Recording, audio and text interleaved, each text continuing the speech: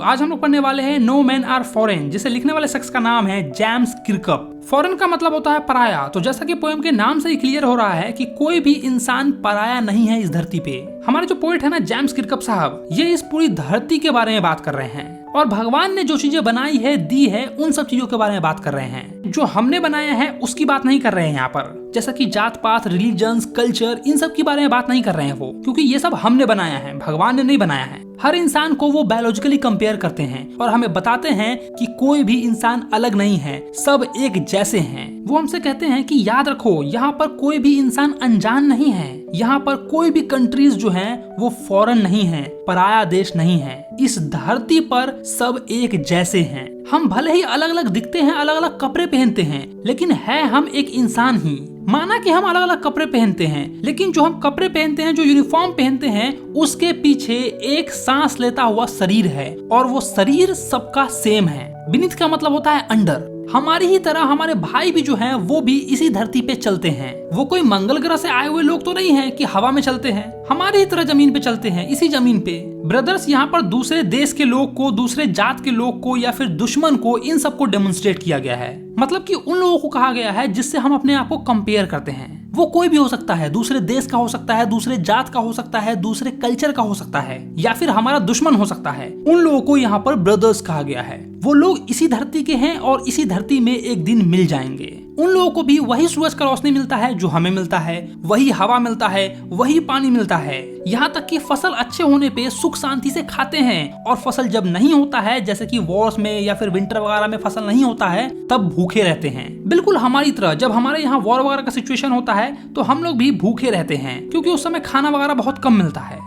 या फिर ठंड में जब फसल अच्छी नहीं होती है तो उस समय भी हमें भूखे रहना पड़ता है। जैसे हम लोग रहते हैं वैसे वो लोग भी रहते हैं। तो वो लोग हमसे अलग कैसे हैं? उनके पास भी हाथ है और हमारे पास भी हाथ है। उनके हाथों में भी वही मेहनत की रेखा है जो हमारे हाथों में है। तो हम उनसे अलग कैसे हुए? याद रहे, उनके पास भी वही आंखें हैं जो जागते हुए खुलती है और सोते हुए बंद होती है। उनके पास जो शक्ति है, जो स्ट्रेंथ है, उसे प्यार से जीता जा सकता है, जैसे कि हमें जीता जा सकता है। हर जगह एक कॉमन लाइफ है जिसको रिकॉग्नाइज किया जा सकता है और अंडरस्टैंड किया जा सकता है, समझा जा सकता है। वो लोग भी वही जिंदगी जी रहे हैं जो हम जी रहे हैं, इस बात को समझा जा सकता है। वो लोग भी वही खा रहे हैं जो हम खा रहे हैं, इस बात को समझा जा सकता है। उन लोगों के पास भी हाथ है, कान है, नाक है, तो वो हमसे अलग कैसे हुए, इस बात को समझा जा सकता है। तो याद रहे कि जब भी हमें कोई ये कहता है कि अपने भाइयों से नफरत करो, तो वो किसी और से नहीं बल्कि हमारे अपने लोगों से ही हमें नफरत करने के लिए बोल रहा है, उन्हें धोखा देने के लिए बोल रहा है, उनकी निंदा करने के लिए, उनकी बुराई करने के लिए बोल रहा है।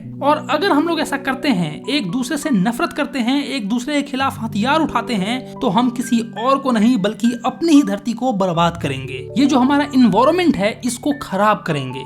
बात तो बिल्कुल सही है यार। अगर एक कंट्री दूसरे कंट्री से वॉर करेगी तो कुछ लोग वहां के मरेंगे, कुछ लोग यहाँ के मरेंगे, गोलियां चलेगी, बम वगैरह फटेंगे, इससे एयर पोल्यूशन होगा, हमारी धरती खराब होगी, टेम्परेचर बढ़ जाएगा, ग्लोबल वार्मिंग बढ़ेगी, और इससे नुकसान किसे होगा? एट द एंड हमें ही होगा। तो हम अपने ही धरती को पॉल्यूट करेंगे। डिफाइल का मतलब होता है पॉल्यूट। पीछे के भी कुछ वर्ड मीनिंग्स बता देता हूँ क्योंकि मैं फ्लो में था तो बताया नहीं था। डिस्पोजेस का मतलब होता है एबंडेंट, मतलब त्याग करना या वंचित रहना, अपने ही लोगों से दूर हो जाना। बेट्रे का मतलब है चीट करना, अपने ही लोगों को चीट करना, धोखा देना। कंडेम का मतलब है बुराई करना, निंदा करना। हम अपने ही लोगों की बुराई करेंगे। अब अपने लोगों की बुराई करना तो अच्छी बात नहीं होती है ना। तो तुम लोग समझदार हो, समझो कि अगर हम अपने ही लोगों की बुराई करेंगे, उनको ही धोखा देंगे, उनसे ही लड़ाई झगड़े करेंगे, तो बहुत दिक्कत होगी। हम अपनी धरती को बर्बाद करेंगे। यहाँ पर आपसी झगड़े की बात नहीं हो रही है, कंट्री टू कंट्री वॉर की बात हो रही है, ह्यूमैनिटी की लड़ाई की बात हो रही है। जब एक ग्रुप ऑफ पीपल दूसरे ग्रुप ऑफ पीपल को मारने लगते हैं और उसके लिए जो वो लोग वेपन्स यूज करते हैं, बम, गोली बारूद वगैरह, वो सबसे क्या होता है? दिक्कत होता है।